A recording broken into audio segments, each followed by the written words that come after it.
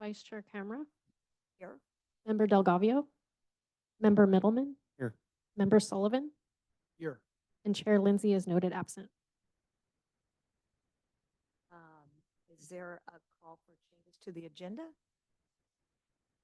There are no changes to the agenda. However, you do have one desk item for item number 2, and it's just an email with the applicant summarizing their neighborhood outreach.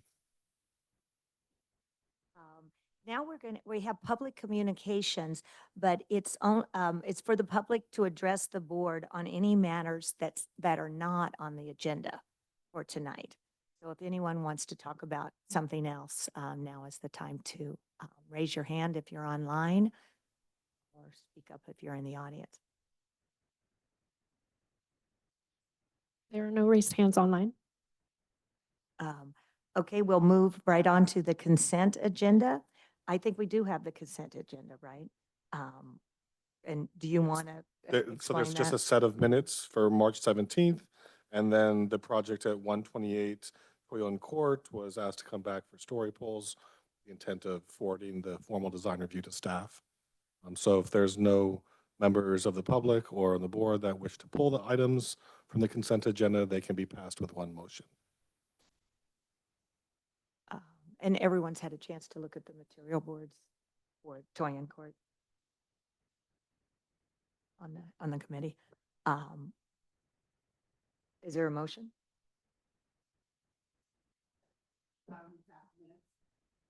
And so would you pass the consent agenda with items 1 and 2? So it's the minutes and 128 Toyon Court. I second the motion. Second here.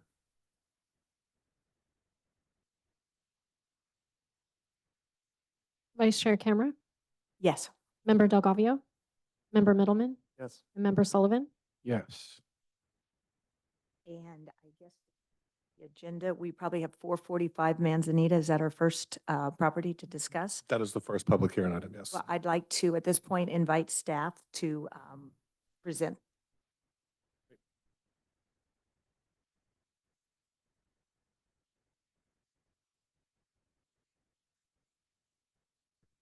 Hello and thank you. Tonight I'll be presenting the item at 445 Manzanita Way for conceptual design review by ASRB. This is a presentation and consideration of a proposal to construct an addition and remodel to the main residence, a new vehicle gate and associated site improvements, and no desk items have been received.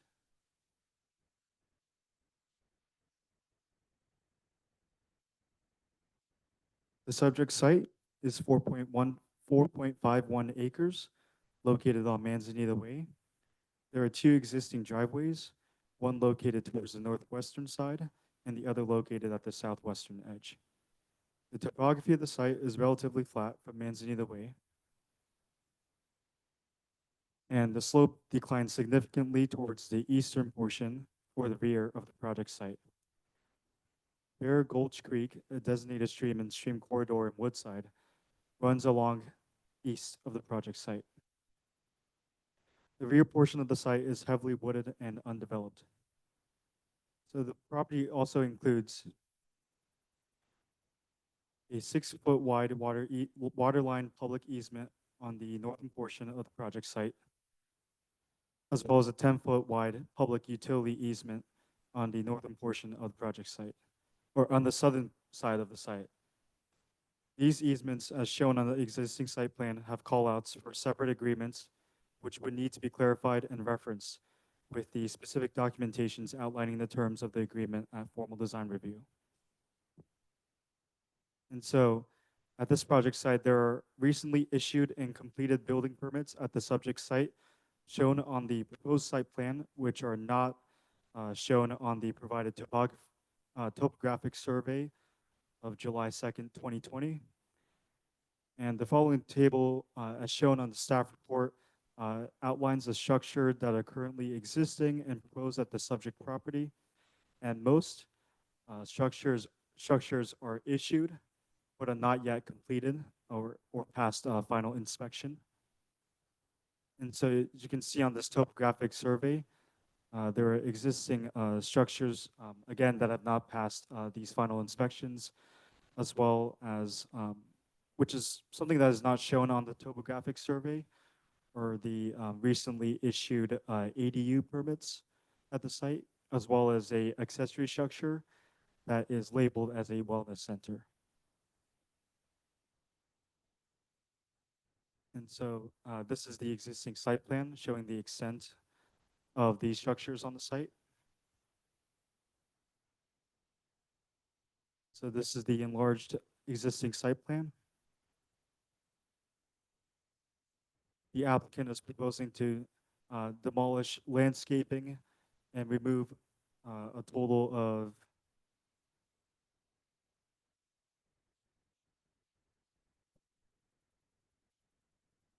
34 trees along the western or front portion of the project site. The submitted survey shows trees ranging roughly from 6 to 14 inches in diameter, with the species ranging from oak to olive. And an arborist report shall be submitted alongside the formal design review application. And so the proposed site plan, just showing you what is existing, would extend the main residence significantly along the northern, western, and eastern portions of the site. So you can see the extent here, which includes the extension of the garage on the northern side, a new office addition along the eastern side, and a new bedroom addition along the western side of the project site.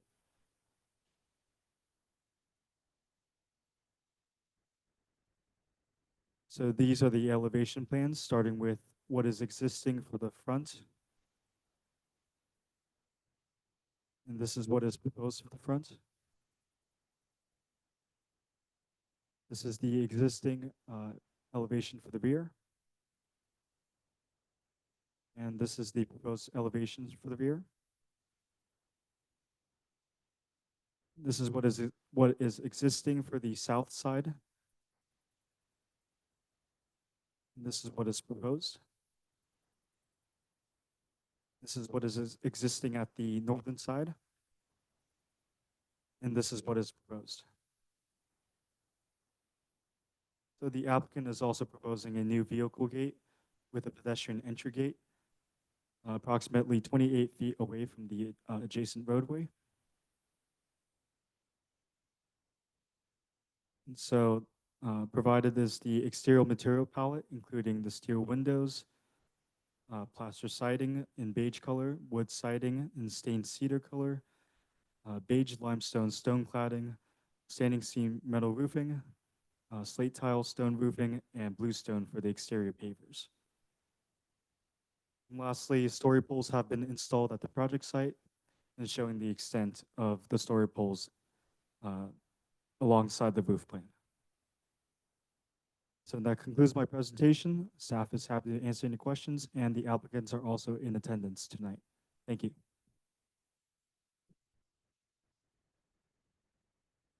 That is correct. We went ahead, at this point, if the board has any questions for staff. So, yeah, no, that's okay.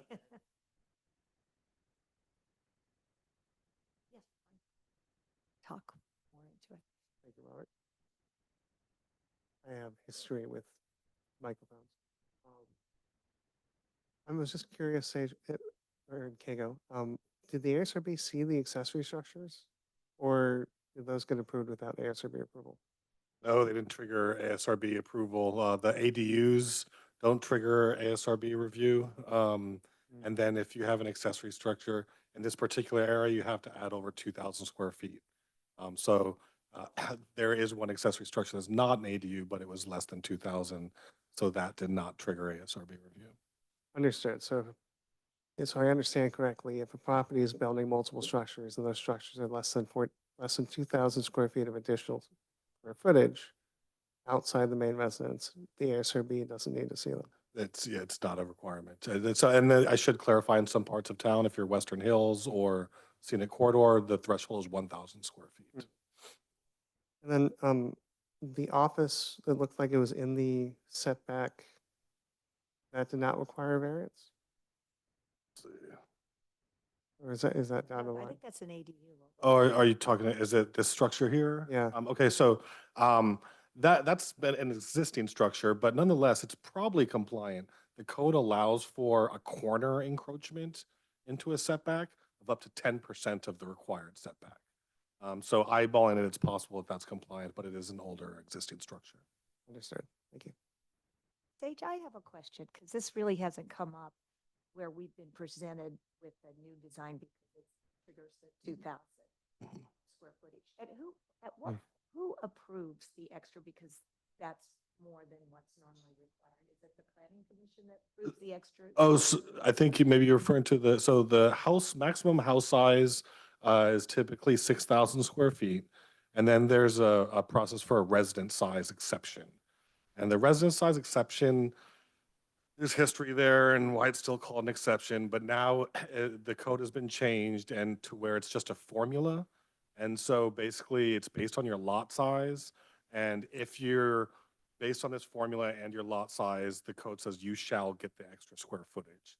So from there, that's just a kind of a technical exercise that resident size exceptions go with whatever the project requires. So to explain that better, maybe, is if you have a building permit and your house is 6,000 square feet, you're kind of maxed out without an exception, you only added 200 square feet onto it, that would just need a building permit, but still need the resident size exception. And at that time, the exception would be approved by staff. In this particular instance, it's running with the review of the ASRB, so it just gets wrapped into that review process. It does not trigger planning commission on its own. No, it's based on the size of the lot. It's just based on the size of the lot. There used to be special findings. The reason the council did not change it from being an exception because there are multiple other places in the code in which a development standard is tied to a house size without an exception. And they didn't go through all the changes to So those parts. this is not an exception. It's technically called a residence size exception, and that will come with the formal design review. But the house size itself is just something that more details will have to come with formal design review. It's very important to make sure they are compliant with what they're allowed with the exception.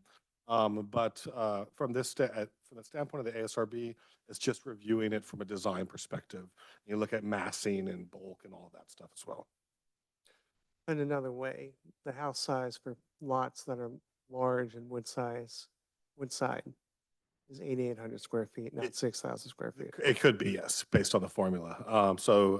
Yes, it could go that large. Is it always standard terminology that it says it can be up to a complete rebuild? It's something that staff uses in kind of its notification. Given the size of some of these remodels and additions, we like to notify the public that it's possible that that could occur, just given our experience. Sometimes when people get into a building with that significant of a remodel, they find the need to tear down more pieces of a building. So it's more just so the public is aware that that's a potential thing that could occur should they get into the details during construction. And when we talk about it, the garage might not fully comply with the setbacks. We determined that formal. Page 3, bottom 3 lines. It says, A 1.02, the approximate setbacks for the proposed residence and attached garage would not fully comply with the setbacks. I think maybe it has to do with, it's something that we need to look at closer with the addition on the front of the building. For every 1 foot you're above 17 feet tall, you have to push back another 2 feet. So that's something, yes, that we would have more clarification on with the formal design review. If they need some minor adjustments there, they could accomplish that. But they also may be compliant. We'd have to look at it closer. Now, at this point, do we have a picture of what the gate looks like? Because part of this is to get a gate approved. Yeah, it was. It looked like a sketch, but Well, it's is there a it's- rendering or something? No, we don't have a rendering. It's just the elevations. We don't require the colored stuff until like the formal perforated- design. It's like a perforated.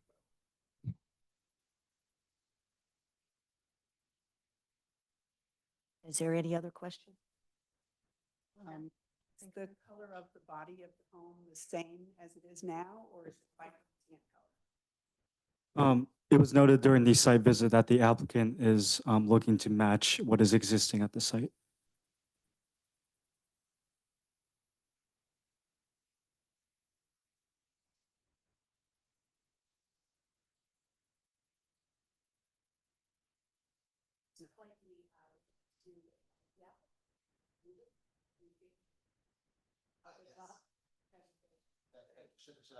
Absolutely. Yeah, so we're recording it. So yeah. And you can press the red part of the handle and that can adjust the microphone up and down.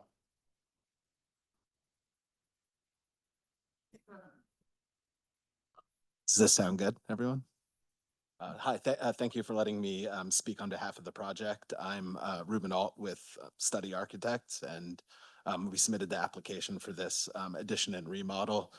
We wanted to specifically address the point regarding the addition and the setback as it relates to building heights over 17 feet. So the exhibit on the screen now, we have added the front property line to show its relationship to that addition, showing the 17-foot datum and then the subsequent angled setback that you get from the 1 foot increase for every, or sorry, for every 2 feet back, the 1 foot increase in height. So this shows that that addition does in fact comply with that setback, and the protruding eave that is shown over the setback, the code is allowed to stick, I believe, 3 feet over.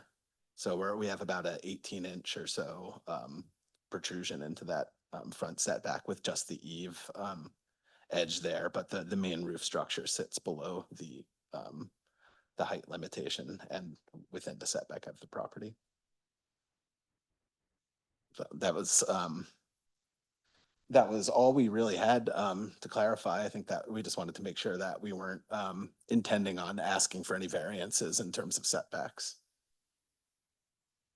Thank you. Does the board have any questions for the applicant? I do. I actually got a call from one of your neighbors that had gotten a notice that the story points were Okay. and they sort of complained that they didn't know there was no neighborhood outreach. And so I don't know, it could have gotten lost in the mail, but did you guys go through any neighborhood outreach to talk to any of your neighbors about what's going on? Yeah, so for a little context on the site, construction has been underway for a couple of years now for the permits that were shown as open. So in terms of explicit site outreach for this scope, we have not spoken to any of the neighbors other than at 515 to the south, where we're also doing work, but we have not spoken to the neighbor to the north, who I believe is actually likely who you were speaking about, who I actually think walked the site a few weekends back and did see the story poles potentially themselves, but we have not reached out to the neighbor across the street nor to the north. I think it was one of the neighbors. Oh, gotcha. And of course, we're happy to do so in any capacity you would recommend.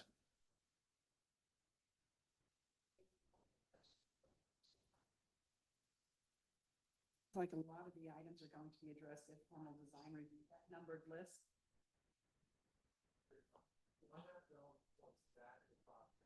So the back of the property has Bear Creek, which has a 50-foot, or sorry, 100-foot stream setback, or yeah, there's a setback either center line of stream or top of bank, whichever is greater, and that prohibits us from building across the back of the site. The other constraint on this site is the existing septic as well as expansion septic lines, which are also pushed forward out of that stream setback. So we're very constrained. And that being said, the addition at, we're looking to expand the main residence with this as opposed to add additional structures. So looking at the footprint of the main residence towards the east, which is Bear Creek, there's a nice heritage oak with about a 48 to 52-inch trunk, as well as some 42-inch plus redwoods. So we've actually consulted with an arborist about our construction activity in order to make sure we're not disrupting the root structure of those trees there. So we're we did a buildable area diagram of the site and really looked at where we could expand, and we're pretty much kind of limited from a site development parameter standpoint to where we're placing these additions.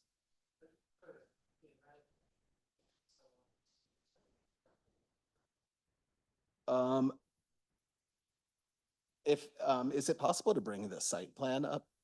And we could talk through some of the specific restraints.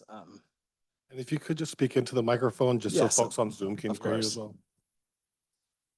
So looking at specifically the expansion to the east, where we currently are showing the added office space, and that's the east project. Project north is east right now. True north is to the left of the sheet.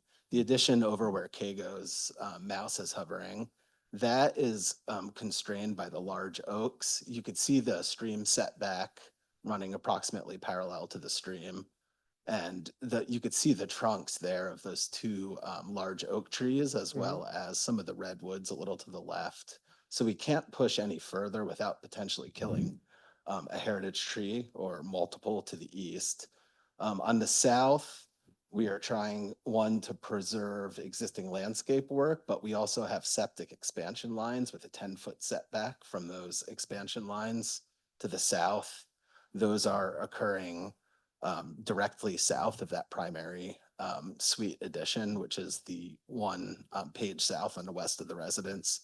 That also is directly to the west, up against the property line. To the north, where the garage is expanding, that existing office, meeting house, and accessory structure that is under a separate permit and currently under construction, that driveway there is providing fire truck access so that the hose pool can reach around those structures. So we have that drive there, which we need to provide for fire truck access. There's also the easement that Kago mentioned that's running from the front of the property straight through to the back, which you could see dashed right there. Oh, there. So that's that right. limits our expansion to the north as well. So we're really kind of, boxed in at the main site. And then we're also trying to be sensitive of just the existing language of the house and the massing and putting additions where, visually it balances the existing home without, changing the massing too much or the character of that structure. So put another way, if there's going to be an addition to the main residence, this is where it's going to go. Pretty much, yeah. We were really, in terms of where we started from a design standpoint, it was assessing the development parameters around the site and then looking where we could put those additional forms to house the additional space for the client. Understood. Yeah. At this point, I'd like to open it up to the public. Anyone in the room or online that would like to come up to the microphone and address the board.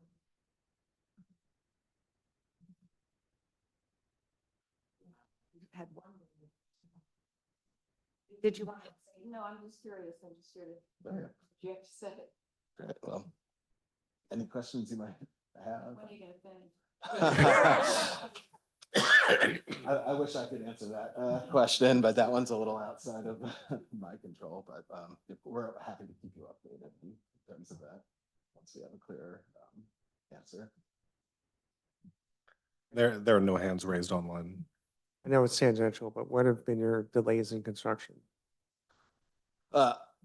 I wouldn't say there's any delays in construction, but getting started is, in a way dictated by this process. So I think, our start time is really, the other buildings that are ongoing, there's not delays in them, but the main residence is kind of going to be critical path in terms of overall project duration, just giving the extent of the work. So really, the sooner we get started, the sooner we finish on that. Sure. Estimate 2 years. It's probably somewhere 24 and 30-month build on the main residence, the high level. That's what keeps. That's what Keith told you. Keith's a better person to answer that question than I am. Is there anyone?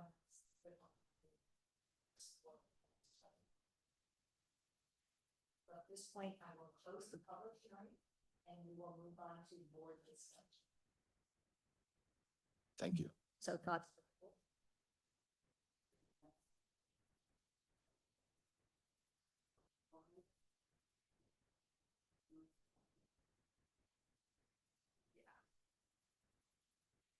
I feel satisfied that you've answered our questions and that the The height variance has been clarified with your drawing, so thank you for that.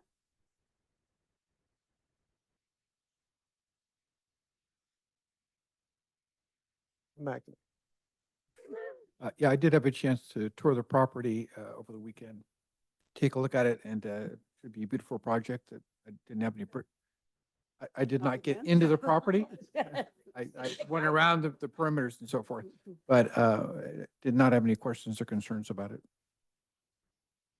Ready? I have no issues with it, although I do want to make sure that as a board, that we're applying an equitable hand as we look at projects. This What? equitable hand as we look at projects. This project has a visible addition on the road. It has a fence, a wall and a gate on an equestrian easement at 30 feet. And it's pushing its main residence size and its total allowable floor area on the project. All these things are allowed to do by code. And I have no problem with the project. I just want to make sure that as a board, we look at projects that are coming forth to us in the light of the code and residential design guidelines. And when a project like this comes in front of us that is pushing the limits, that we look at it in that lens. Well, I think every project is looked at separately, because each one is so different, in different spots and, depending on what the neighbors might have to say about a project comes into mind. So I mean, I think we do, use the same judgment on all projects. I think so, absolutely. But, each one is individual and every project is very, very different. Yeah, I'd be happy So- to, make a motion to move this on a formal design review. Wait, I'm not, I did.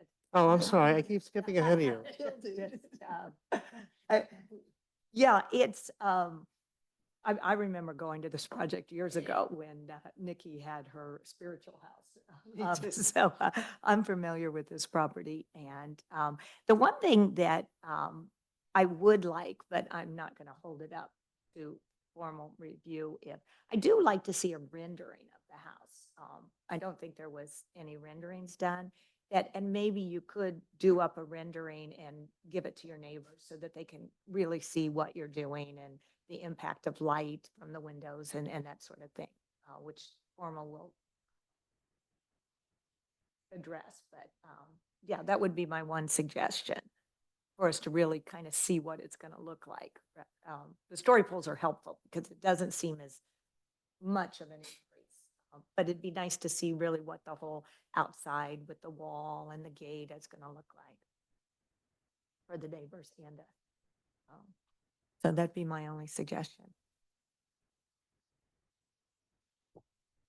So it sounds like with minimal comments, to summarize, and it is required as part of formal design review to at least do colored elevations.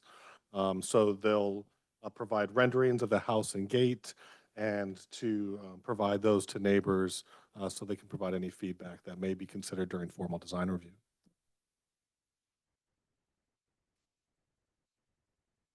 I would make that motion. I'll second it. And I'm sorry if I noted, but to clarify, this would be formal design review with staff, given that story pulls are. Vice Chair Camera, Yes. Member Delgavio, Member Middleman, Yes. Member Sullivan. Yes. Congratulations. It wasn't that hard to get through. We'll invite the next applicant, our board discussion, Melanie. I think this is the one on AutoFriend. Yes. Thank you, guys. Thank you.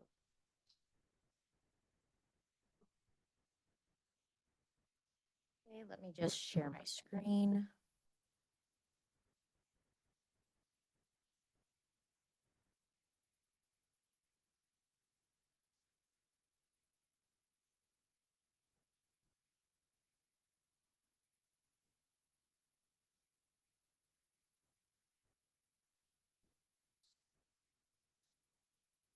Alrighty. Hello, I'm Melanie Olson, Associate Planner, and I'll be the project planner for this item at 128 Otterfred Lane for conceptual design review with the ASRB. The project includes the demolition of an existing main residence, attached garage, and a detached arbor to construct a single-story main residence, including a new attached garage, basement, pool, and other associated site improvements. There are no desk items for this project, and there has been no communication with the public prior to this public hearing regarding this project. The property is in the R1 residential zoning district. It is a diamond-shaped lot, which is about half an acre, located on Otterfred Lane, off of Miramontes Road and Woodside Road, which is in a town-designated scenic corridor. The property has an existing single-story main residence, an arbor structure, and a shed in the rear setback on a relatively flat lot. There are 3 easements on the property, all related to utilities. So if we're looking at this topographic survey here, here's one 10-foot public utilities easement I'm pointing out with my mouse.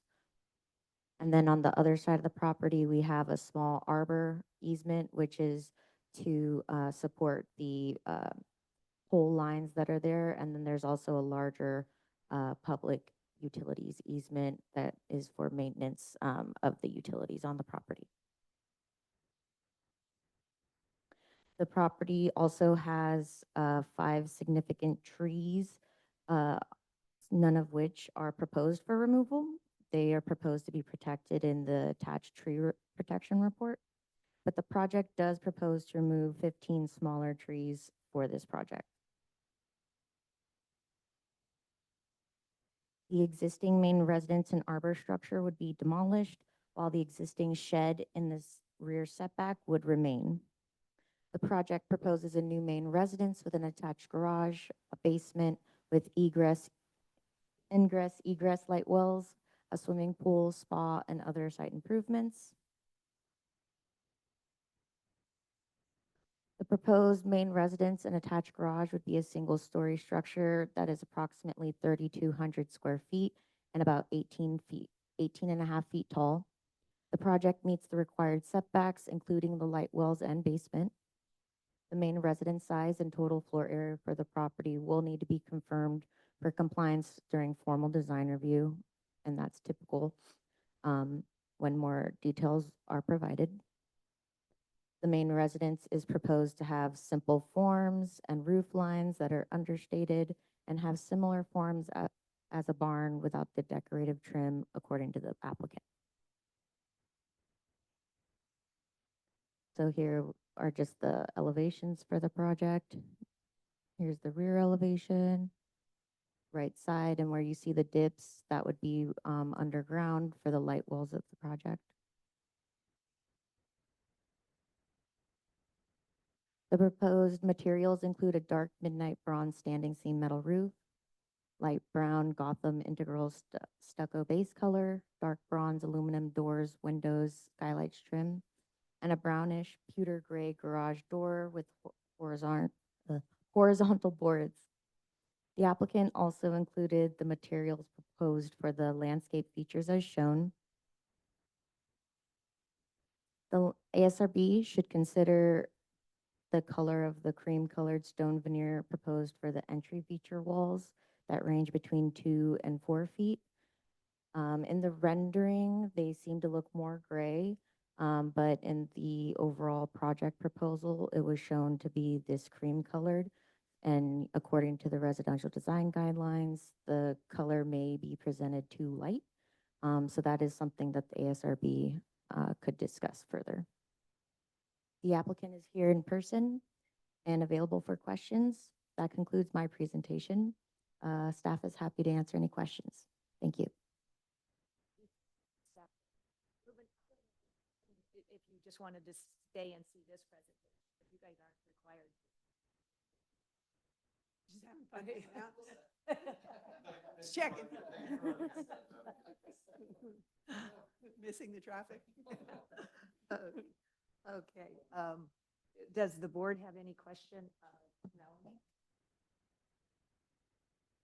We'll see a lighting plan eventually, Yes, at formal design review. and the limestone material that's used, that actually even bleaches out over time with the sunshine, so whatever color it goes in, it's going to be lighter yet. Potentially. Does it need any variances or could it go to staff? It doesn't require any variances.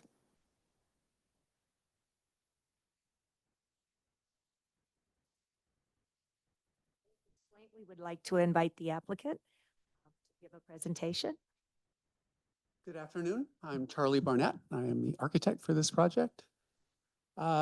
Just a little background. This is a relatively small lot for Woodside. It's the last lot in this cul-de-sac as you drive down Otterford. And when we took the project, the existing house seemed to be in the right place. There was really no other way to site it in order to keep a big backyard, which was important to the applicant. And so our idea was to kind of use simple barn-like forms and dark colors to kind of pick up the oak woodlands. And we sited the house as close as we could to the front while still managing to get our parking requirement, and kept the profile low. So the house is actually only 4 feet higher than the original house. Otterford Lane is made up of about 6 houses and everything is 1 story. So the applicants wanted a larger house, and we ended up using light wells and courtyards to kind of get the added program on the lower level. The color palette is dark brown, as Melanie kind of reviewed, and I'm here to answer any questions.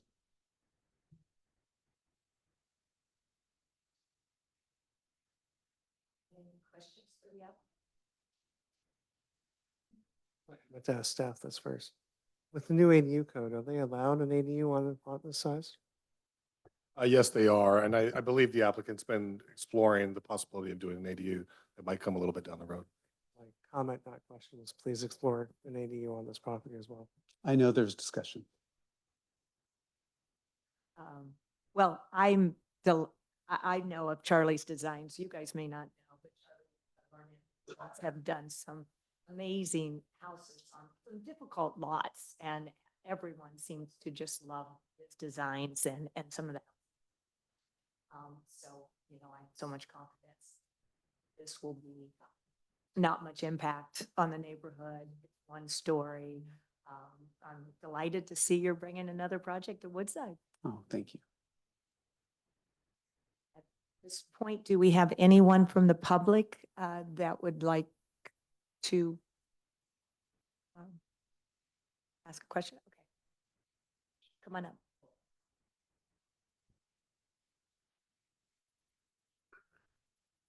My name's Randall Schwabacher. I am the next door neighbor. I live to the right. If you're looking from the street. We know the neighbors. We've seen this design and think it's really beautiful. We're really totally in support of it and very happy with it.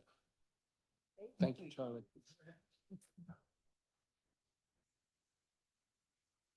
Wonderful. Is there anyone else from the public online or in the audience that would like to address the board? There are no raised hands online. Then at this point, I think we will close the public hearing and have board discussion.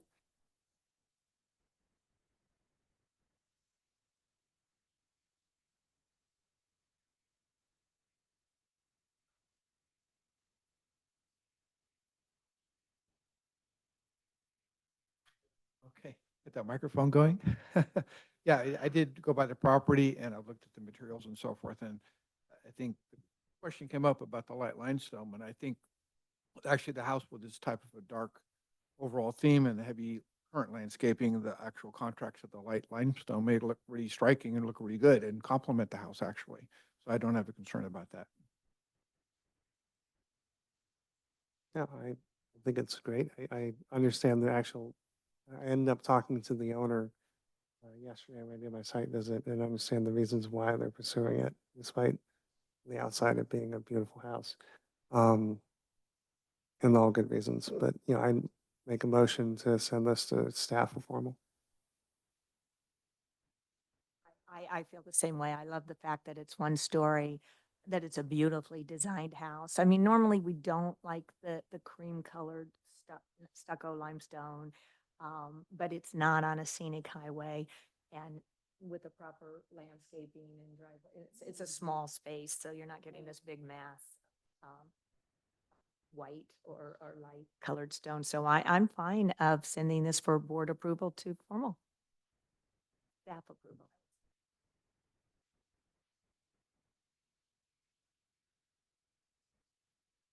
So just to summarize, that the ASRB commends the applicant for using materials and colors that are compatible with the neighborhood, as well as providing a one-story design that complements the other houses in the neighborhood.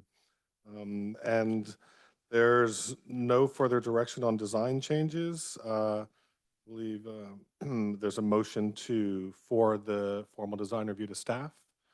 And there was a second to that. So if that captures everything, you can take a vote on that motion.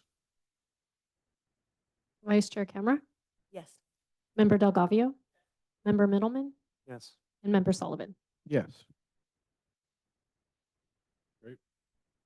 And just for everyone's knowledge, for this project and the previous projects, especially since you're still here, you'll receive a letter in the next day or two outlining the summary of these meetings.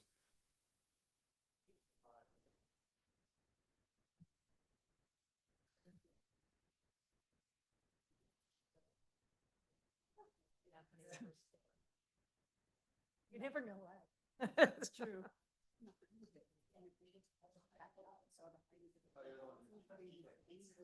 You guys, I don't know if you've ever been down Albion. There was an old historic log, the one it was a log cabin kind of. And these people, they wanted to build a house and it was very It's Charlie difficult. Barnett. And he managed to do that and actually it was very, very nice. And then there could be a couple smaller houses where it's just, really nice. So with that, the only thing I have to report is that you may be aware, but the town has selected a new town manager. And that is on the agenda for tomorrow night's council meeting. So it is out there in the public. Jason Ledbetter is his name. He is the current city manager for the city of Wairika in Northern California. Did you say Eureka, California? Not Eureka, but Wairika. Yeah, it's almost to the Oregon border. So it's farther north than Eureka. And so, yeah, that's just exciting news, and we look forward to working with him. And it is on the council's agenda tomorrow night for the contract. Well, I adjourn, motion to adjourn the meeting at 5.